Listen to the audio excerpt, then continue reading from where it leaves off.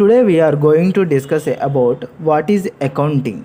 Accounting means recording, classifying and summarizing the financial data into meaningful format. Let us know what is recording. Recording means recording day-to-day transactions in chronological order.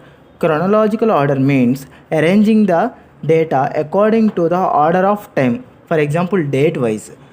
Recording process we are also called as journal entries. Next, classifying. Classifying means classifying the recorded data and posting into individual accounts. This classifying process called as ledger creation. Next, summarizing. Summarizing means summarizing the all transactions into one statement. This summarizing process we are also called as trial balance. Finally, meaningful formats.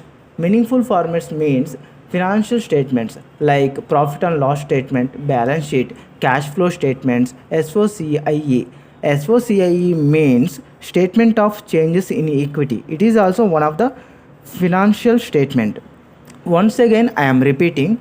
Accounting means recording, classifying, and summarizing the financial data into meaningful formats. Here, we are converting financial data in meaningful formats through using of these three functions: recording, classifying, and summarizing.